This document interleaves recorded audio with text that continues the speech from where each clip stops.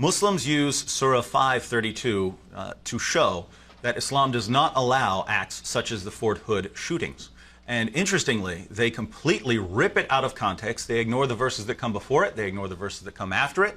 And they even take out parts of the verse itself in order to deceive people into thinking that this verse prohibits and condemns killing. Now, the reason this is so disturbing is now it's even being put out without without giving a reference, so that no one can even look it up. And not just on private blogs or in conversation, but from major media organizations. This is according to CNN. A Muslim named Arsalan Iftikhar wrote an article. It was published on CNN. The article is titled, "Murder Has No Religion." And he begins. This is the only evidence he gives. He begins, "Most of the world's 1.57 billion Muslims know that the Holy Qur'an states quite clearly that anyone who kills a human being, it shall be as though he has killed all of mankind. If anyone saves a life, it shall be as though he has saved the lives of all mankind." Notice how he quotes this passage, because think about what the passage actually says when I quote it to you. As he has described it for his Western readers who aren't familiar with the Quran, the passage reads, "Anyone who kills a human being, it shall be as though he has killed all mankind." So anyone who kills someone, it is as though he killed all mankind. This is what the Quran teaches. So if you're a Fort Hood shooter, should you be killing anyone? No, anyone you kill, it's as if you're killing all mankind, and you obviously shouldn't kill all mankind. Now, when we are given a passage, we have to consider various things. One, we certainly want to consider what the verse actually says, rather than the verse as it's been altered and dissected by Muslim propagandists in the West. And also, we want to consider the context. What is the point of the verse? What came before it? What came after it? These are the things we want to look to. And when we look to this context for this passage, it means the exact opposite of what this Muslim is saying it means. First of all, let me just give to you what the actual verse itself says before he altered it and took parts out. This is what the verse actually says. "For this reason did we prescribe to the children of Israel." Notice what this says. This isn't saying, "and we have revealed to you Muslims." This is saying that this is a law that was given to the Jews, the children of Israel, and this comes from the Talmud. Interestingly, it's not a revelation from God at all. It's a comment by a Jewish rabbi. But he says, "For this reason did we prescribe to the children of Israel, that whoever slays a soul, unless it be for manslaughter or for mischief in the land," unless it be for manslaughter or for mischief in the land. He cut that part out. He cut out the part about this being for the Jews, and he cut out the part about you being allowed to kill people for spreading mischief in the land or for manslaughter. "It is as though he slew all men, and whoever keeps it alive, it is as though he kept alive all men." And certainly our apostles came to them with clear arguments, but even after that, many of them certainly act extravagantly in the land. So just by looking at what the verse actually says, again, he didn't give us the reference so that people can't look it up. So if you don't know what the reference is, you're just stuck. But when we include the actual context, we see, one, that this was meant for the Jews, and two, that it doesn't say if you kill anyone, it's as if you killed all mankind. It says if you kill anyone, apart from these reasons for killing them, then it's as if you killed all mankind. Now, what happens when we consider the verses that come before it and the verses that come after it? This verse is sort of the conclusion of a passage about Cain and Abel. So Cain decided to kill Abel, and Abel says in the Quran, if you raise up your sword against me, I'm not going to raise up my sword against you. I will not defend myself if you come to kill me, Cain.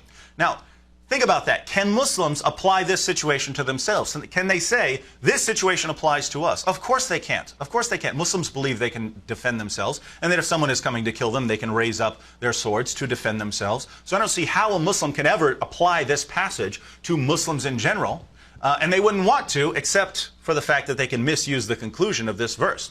So that's what we have, and Cain, of course, kills Abel, and then a bird comes and teaches Cain how to bury Abel. And then we have the verse about Allah prescribing for the children of Israel, based on this situation, that if anyone slays someone, unless it's for manslaughter or for making mischief in the land, it'll be as if he has killed all mankind. And now we've considered the context before, and let's consider the verse after.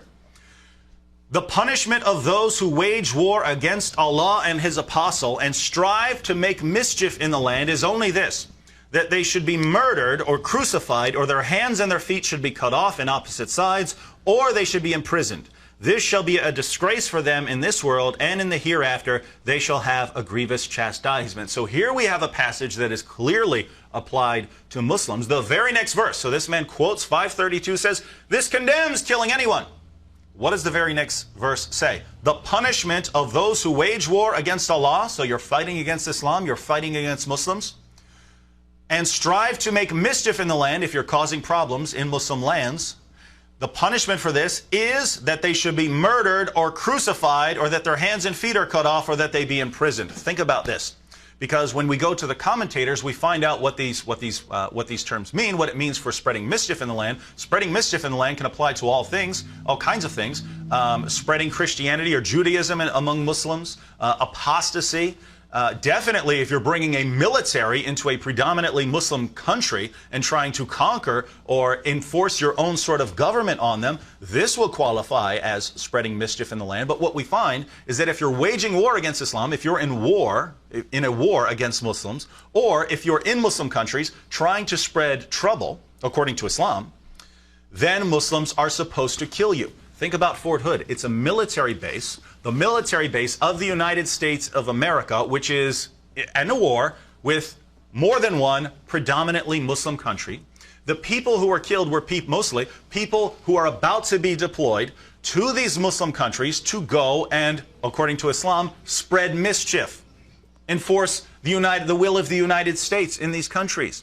According to this very verse and the verse that follows, that this Muslim quoted on CNN to show that Islam is peaceful and would never allow a Muslim to fight against military targets here in the United States, according to the very passage he quoted, when we look at the context and when we quote the entire verse, are Muslims allowed to kill United States soldiers who aren't Muslims on a United States military base? Of course. The United States is making mischief and it's at war in Muslim countries. The very passage he's quoting specifically declares that a Muslim can kill these people. And Muslims twist it and make it sound as if this passage says that you can't. This is outright deception, and they get away with it not just in one-on-one conversations, but on the major media networks. And if you inform the media of this, if you call up CNN and say, let me tell you what this passage actually says, hey, read the entire verse, not how he misquoted it. Read the next verse and see what it says. Let's pull out the commentaries. Let's see what these passages mean. It's obvious what they mean. Of course this guy's misusing the passage. They will not care. It will not bother them that they are being used by Muslims to spread deception about Islam.